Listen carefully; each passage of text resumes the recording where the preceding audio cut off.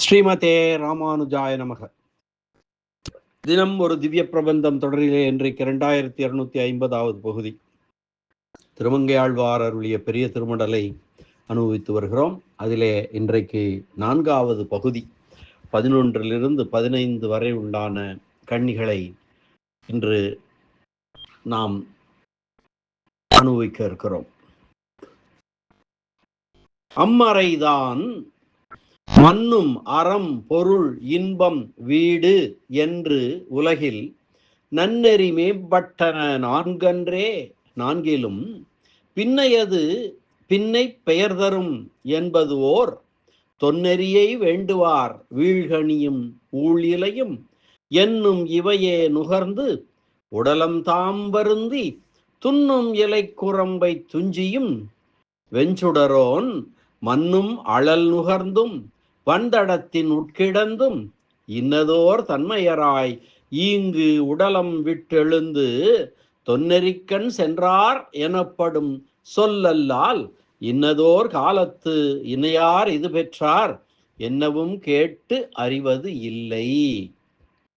அம்மறைதான் மன்னும் அறம்பொருள் இன்பம் வீடு என்றுலகில் நன்னறி மேம்பட்டன நான்கன்றே நான்கிலும் பின்னையது பின்னை பெயர் தரும் என்பதோர் தொன்னெறியை வேண்டுவோர் வீழ்கணியும் ஊழிலையும் என்னும் இவையே நுகர்ந்து உடலம் தாம் வருந்தி துண்ணும் இலை குரம்பை துஞ்சியும் வெஞ்சுடரோன் மன்னும் அழல் நுகர்ந்தும் வந்தடத்தினுட்கிடந்தும் இன்னதோர் தன்மையராய் ஈங்கு உடலம் விட்டெழுந்து தொன்னெறிக்கண் சென்றார் எனப்படும் சொல்லல்லால் இன்னது ஓர் காலத்து இணையார் இது பெற்றார் என்னவும் கேட்டு அறிவதில்லை.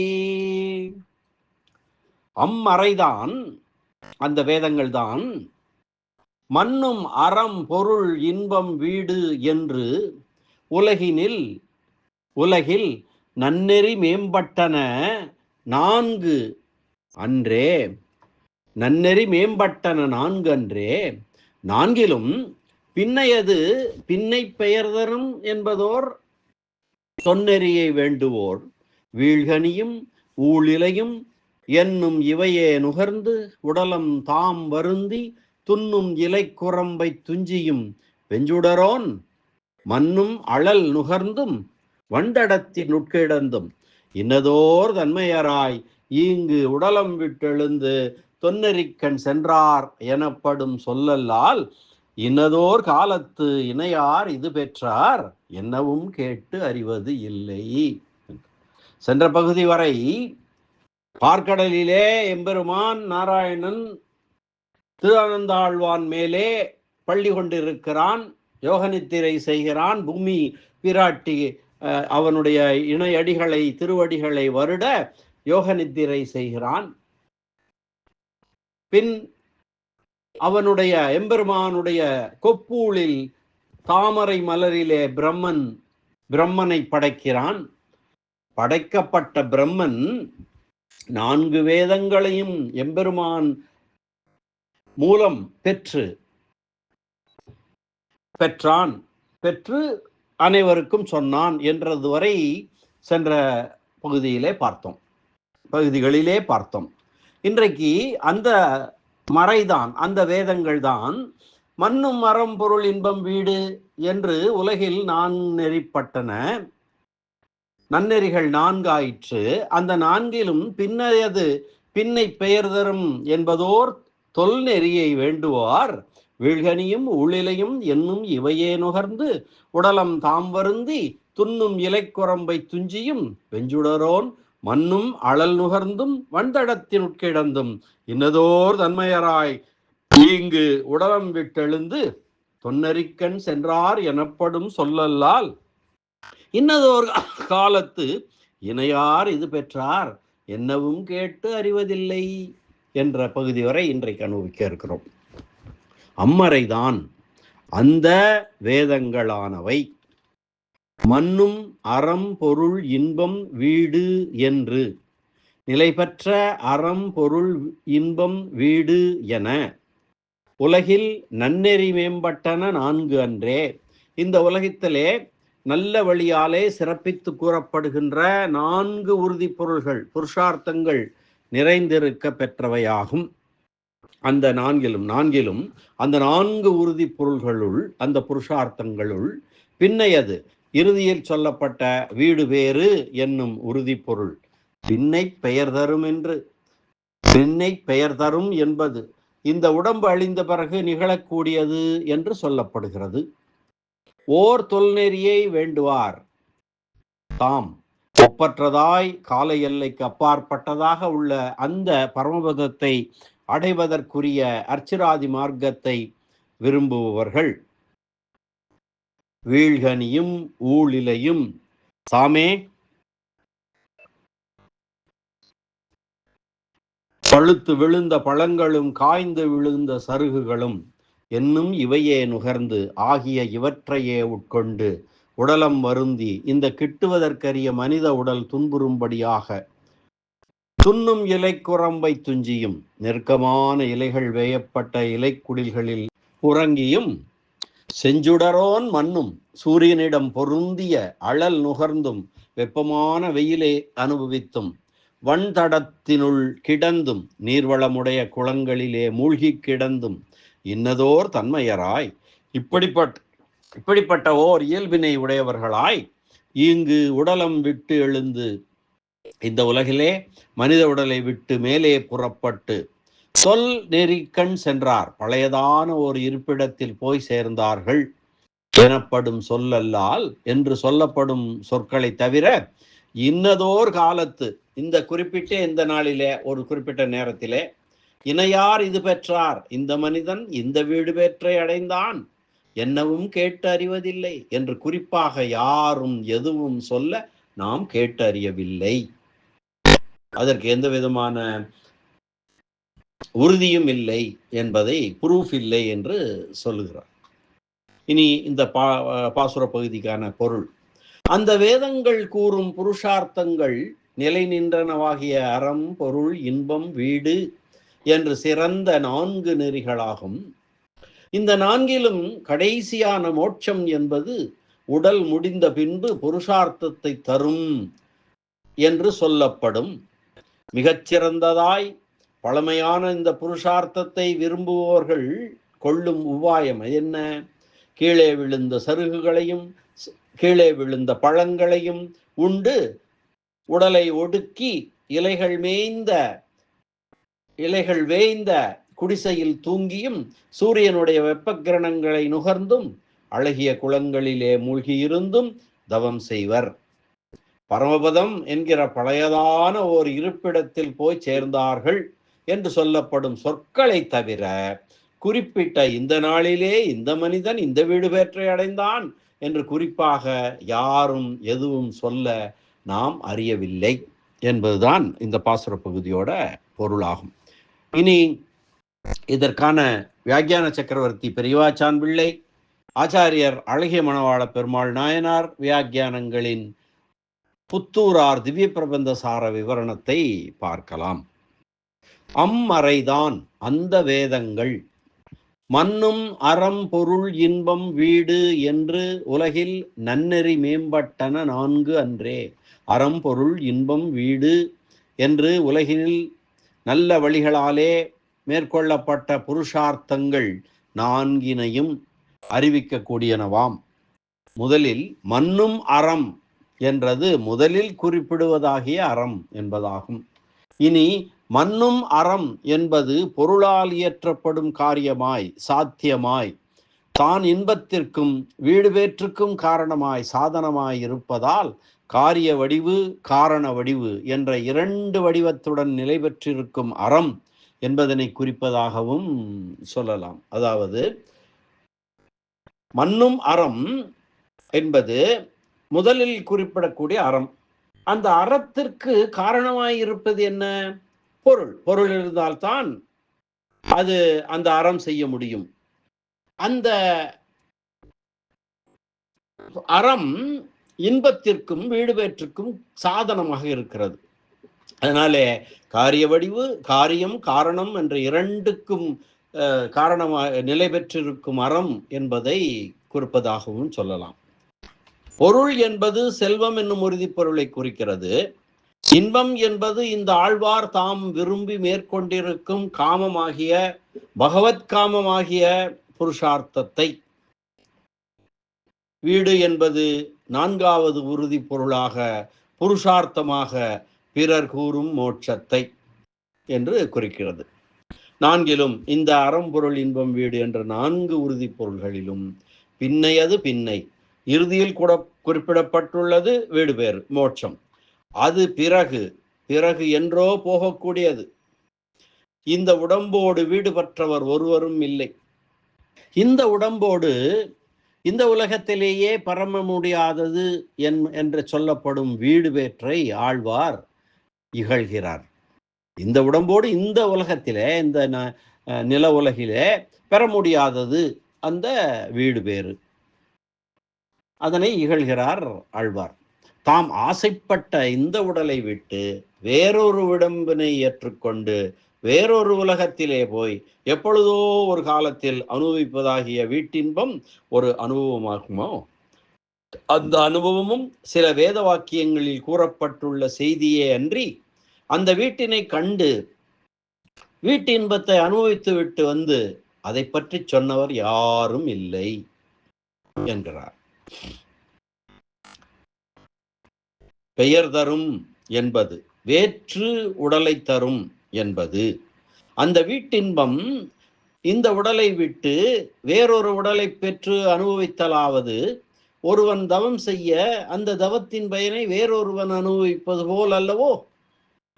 பின்னை என்பதனை தனித்து பொருள் செய்யாமல் பின்னை பெயர் தரும் என்று கூட்டினால் பின்னர் என்னும் அப்பொருளே தரும். பின்னர் பின்னை பெயர் தரும் என்றால் அந்த பின்னர் என்னும் அந்த பொருளையே தரும். அவ்வுலகில் ஒரு சிறப்பும் இல்லை என்றும் பொருள் செய்யலாம். ஓர் தொல்நெறியை வேண்டுவார் சம்சாரத்தை விட்டு ஒப்பற்ற இன்பமாயிருக்கும் மோட்சத்தை விரும்புபவர்கள். இப்படி ஒப்பற்றதாக சொல்லப்படுவதாய் பழையதான வீடு பேற்றை மோட்சத்தை பெற விரும்புபவர்கள், அல்லது நெறி என்பது வழியை குறிப்பதாய் வீடு பேற்றுக்கு செல்லும் வழியான மேல் நோக்கி செல்லும் ஒளிமயமான வழியை அர்ச்சராதி மார்க்கத்தை விரும்புபவர்கள் என்றும் பொருள் செய்யலாம். ஓர் இடம் விரும்பப்படுவதனால் அந்த இடத்தை அடைவதற்குரிய வழியும் அதனோடு சேர்த்து விரும்பப்படும் அல்லவோ? வேண்டுவார் அத்தகைய வீடு பேற்றையும் ஓர் உறுதி பொருளாக நினைத்து அதனை விரும்புபவர்கள் என்று ஆழ்வார் தமக்கு வீடு பேற்றில் உண்டான விருப்பமின்மை தோன்ற குறிப்பிடுகிறார்.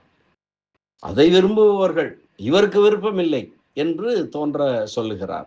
கையில் கனி இருக்க துரட்டி பழத்துக்கு அண்ணாந்து பார்ப்பதேன் என்று தமக்கு அந்த புருஷார்த்தத்தில் உண்டான ஆர்வமின்மையை சொல்லுகிறார் ஆழ்வார். இனி அந்த வீடு பேற்றை பெற விரும்புபவர்கள் என்னென்ன நெறிமுறைகளை கடைபிடிக்கிறார்கள், அதில் உள்ள தீமையை மேலும் விரித்து சொல்கிறார் ஆழ்வார். வீழ்கனியும் பசையற்றதால் காம்பு தானே கழன்று தானே விழுந்த கனியும், அதாவது மரத்திலிருந்து தானாக விழ வேண்டும், பறித்து சாப்பிடக்கூடாது. வீழ்கனியும் ஊழ் இலையும், ஊழ் என்றால் உதிர்தல் என்று பொருள், அல்லது பழமை என்று பொருள்படும். ஊழ் இலையும் முளையிலே உதிர்ந்து சருகான இலைகளும் முற்றி பழுத்து விழுந்து சருகான இலைகளும் இவற்றிலும் பசை இல்லை என்பது கருத்து. என்னும் இவையே நுகர்ந்து உடலம் தாம் வருந்தி சருகான இலைகளை தின்றும் பசையற்ற காயும் கிழங்கும் தின்றும் அல்லவோ தவத்தை செய்வது. இவையே என்பதில் ஏகாரத்தாலே ஒரு நோன்பு முடித்து அடுத்த நோன்பு தொடங்குவதற்கு முன்னே கூட ஒரு தடவையும் உணவு உட்கொண்டதில்லை என்பது விளங்குகிறது. இதனால் வீடு பேறு வேண்டுவோர் எப்பொழுதும் இடைவிடாமல் உடலை வருத்த வேண்டும் என்பது சொல்லப்படுகிறது. நுகர்ந்து வீடு பேறு பெறுவதற்காக மேற்கொண்ட நோன்பாதலால் அந்த நோன்பின் போது உள்ள ஈடுபாட்டால் அதற்குரிய உணவாகிய சருகு இலை முதலியவனை உண்ணும் போதும் மிக இனிய உணவாக அவற்றை கருதி சுவைத்து அவர்கள் உண்ண வேண்டும், உண்பார்கள் நுகர்ந்து. உடலம் தாம் வருந்தி இந்த உலகில் மிக இனிய எம்பெருமானுடைய அர்ச்சாவதார திருமேனியை அனுபவிக்க வேண்டிய அருமையான உடம்பை துன்புறுத்தி, உடலம் தாம் வருந்தி உலகிலே பாவத்தினால் தாழ்ந்த இடங்களுக்கு சென்று தாம் வருந்துவதும், காலன் யமன் முதலிய தெய்வங்கள் இந்த ஆத்மாவை தங்கள் உலகங்களுக்கு கொண்டு போய் வருத்துவதும் பிற பொருள்களால் ஏற்படும் துன்பங்களாகும். அவற்றை போக்குதல் இயலாது. இது அப்படிப்பட்ட துன்பம் அல்ல, தாமே தம்மை வருத்தி கொள்ளும் துன்பமாகும். துண்ணும் இலைக்குரம்பை துஞ்சியும், இலைகளாலே நெருக்கி வேயப்பட்ட குடில்கள், இலைக்குடில்கள், குடிசைகளிலே, பர்ணசாலைகளிலே, காட்டிலே கிடந்து தூங்கியும். துண்ணும் இலைக்குரம்பை துஞ்சியும், துஞ்சுதல் என்றால் தூங்குதல் என்று பொருள். அந்த இலைகளிலிருந்து விழும் தூசி, இலைக்குடில் தானே, இலையை வற்றி அந்த குடிசை வேயப்பட்டிருக்கிறது. அதில் மேலே இருந்து அந்த தூசி தானாக விழும் கீழே. அந்த விழும் தூசி கண்களில் விழுந்து அதனால் துன்பம் ஏற்படும்படியாக துஞ்சியும். துண்ணும் இலைக்குரம்பை துஞ்சியும். துஞ்சுதல் என்பது உறங்குதல், இறத்தல் என்ற இரண்டு பொருள்களையும் தரும். இலைக்குடில்களில் இவர்கள் கிடந்து உறங்கும் உறக்கமும் சாவினை ஒத்த துன்பம் தருவதால் துஞ்சியும் என்கிறார் என்று நயம் கூட்டுகிறார் உரையாசிரியர். வெஞ்சுடரோன் மண்ணும் அழல் நுகர்ந்தும், வெப்பக்கதிர்களை உடைய சூரியனுடைய வெயிலை புசித்தும், மண்ணும் அழல் நிலை நின்ற வெப்பம், பெருத்த வெப்பம், மண்ணும் அழல் நுகர்ந்து என்பது இவர்களுடைய உடம்பினுள் புகுந்தாலும் அந்த வெப்பம் குறையாமல் நிலையாய் நிற்கும், இருந்து வருத்தும் இவர்கள் உடலை என்பதாகும். உண்ணும் உணவும் பருகும் நீரும் இவர்களுக்கு கதிரவனுடைய வெப்ப கதிர்களே ஆகும். காற்றை புசித்தும் வெயிலை புசித்தும் அல்லவோ இவர்கள் தம் உடம்புகளை பாதுகாக்கிறார்கள். வன்தடத்தினுள் கிடந்தும், வன்தடம் வன்மை மிக்க தடாகம், இன்பத்தை விரும்பக்கூடியவர்களை வாருங்கள் வாருங்கள் என்று அழைக்கக்கூடிய குளம், தடாகம். அழகான நீர் விளையாட்டு நிகழ்த்துதலிலே பொழுதுபோக்க வேண்டிய குளங்களிலே கோடைக்காலத்தில் மகளிரோடு நீர் விளையாட்டு நிகழ்த்தி இன்பமாக பொழுதுபோக்க வேண்டியிருக்க, அதனை விட்டு குளிர்காலத்திலே புகுந்து நீர்க்காக்கை போலே மூழ்கி இருந்து பாசிபடியும்படியாக நிலையாக இருந்து தவம் புரிந்தும், வன் தடத்தினுள் கிடந்தும், இன்னதோர் தன்மையராய் துன்பத்தோடு பழகிய இவர்கள் தவத்தின் பயனை பெற்று அதன் பயனாகிய பேரின்பத்தை அனுபவிக்கும் காலத்திலும் கூட அது சுவைக்காதபடி துன்பமே வாழ்வியலாக போவதாய் ஈங்கு உடலம் விட்டு எழுந்து நினைத்தபடியெல்லாம் அனுபவிக்கத்தக்க உலகையே அந்த அனுபவத்தை விட்டு தாமாகவே ஒரு வகை தவத்தை விரும்பி ஏற்றுக்கொண்டு நெடுநாட்களாக தம்மோடு பழகியதால் உடலம் எனப்படும் உடம்பை விட்டு போய் இங்கு உடலம் விட்டு எழுந்து தொல் நெறிக்கண் சென்றார் எனப்படும் சொல்லல்லால் வீடு பேறு மோட்சத்தை அடைந்தார்கள் என்று சொல்லப்படும் சொற்களை தவிர இன்னதோர் காலத்து ஏதாவது ஒரு குறிப்பிட்ட காலத்திலே இணையார் இது பெற்றார் என்னவும் கேட்டு அறிவதில்லை. எவரேனும் ஒருவர் வீடு பேறு என்ற உறுதி பொருளை பெற்றார், இவர் இந்த காலத்திலே இவர் அந்த மோட்சத்தை அடைந்தார் என்று அவரை கண்டு கூறியவர்கள் சொல்ல நாம் கேட்டறியும் வாய்ப்பினை இன்று வரை பெறவில்லை. சான்று நூல்கள் கூற கேட்ட அந்த அளவே இருக்கிறது. சுகர், வாமதேவர் முதலானோர் வீடு பேறு அடைந்தார்கள் என்று சான்றோர்கள் கூறுகின்றார்களே, அவர்கள் சொற்களை நம்புவதில் தடையில்லையே என்று கேட்க, நான் வீட்டுலகுக்கு சென்றேன், அங்கு இப்படி இருந்தது என்று அங்குள்ளவர்களுடைய நிலையை பார்த்து வந்து கூறியவர் ஒருவரும் இல்லை அல்லவா? அப்புறம் எப்படி அதை நம்புவது என்று கேட்கிறார் பரகால நாயகி இந்த பகுதியில. இந்த பகுதியின் அனுபவத்தை நிறைவு செய்வதற்கு முன்பாக மீண்டும் பாசுர பகுதியை அன்வயிக்கலாம். அம்மறைதான் மண்ணும் அறம் பொருள் வீடு, மண்ணும் அறம் பொருள் இன்பம் வீடு என்று உலகில் நன்னெறி மேம்பட்டன நான்கன்றே. நான்கிலும் பின்னையது பின்னை பெயர் தரும் என்பதோர் தொல்நெறியை வேண்டுவார். வீழ்கனியும் ஊழிலையும் என்னும் இவையே நுகர்ந்து உடலம் தாம்பருந்தி துண்ணும் இலைக்குரம்பைத் துஞ்சியும் வெஞ்சுடரோன் மண்ணும் அழல் நுகர்ந்தும் வண்டடத்தின் உட்கிடந்தும் இனதோர் தன்மையராய் ஈங்கு உடலம் விட்டு எழுந்து தொன்னரிக்கண் சென்றார் எனப்படும் சொல்லல்லால் இன்னதோர் காலத்து இணையார் இது பெற்றார் என்னவும் கேட்டு அறிவதில்லை என்ற இந்த அற்புதமான பாசுர பகுதி. இந்த அனுபவத்தை இந்த அளவிலே நிறைவு செய்வோம்.